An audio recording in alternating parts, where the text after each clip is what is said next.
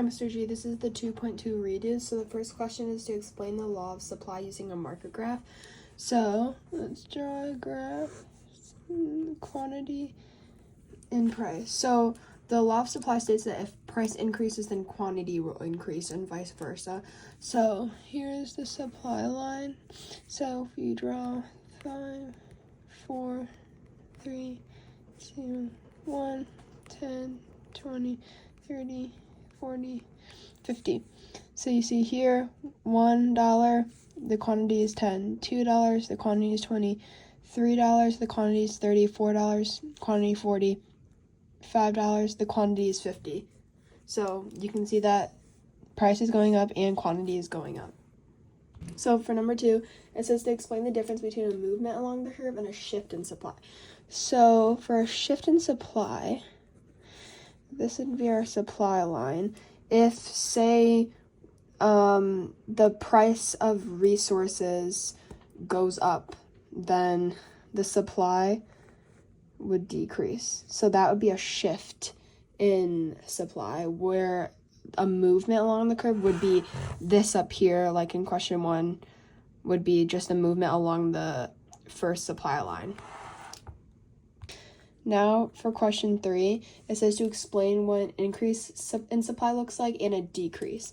So for an increase, this is going to be the first line. So again, if the number of sellers goes down, then the supply would decrease. So then it would move to the left, where if the number of sellers increased, then the supply would move to the right and increase.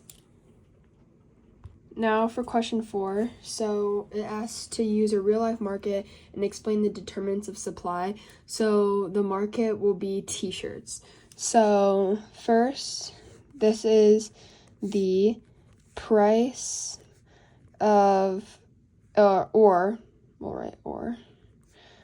availability of resources. So if the price of cotton goes up, then we'll draw the demand line too. This is the equilibrium. Then the supply would decrease, so then it moves to the left. And then this is your new line, or equilibrium, sorry. So price goes up and quantity would go down because it's moving this way, and then price is moving that way. And then here, this will be number of sellers. So if the number of sellers for t-shirts goes down, then this would be the graph. So you draw this, your equilibrium. It would decrease, so this then moved to the left, and then again, this is your new equilibrium. So price goes up, quantity goes down. Now, right here. So here, if there was technology improvement for producing t-shirts, then here's your starting point. Again, the equilibrium. The supply would increase. So quantity increases price. And then just like that, we'll draw a line. Okay, now for the government. So I'll draw another graph. So if the government gives a subsidy payment, then here, this would be the equilibrium again. Then supply would increase.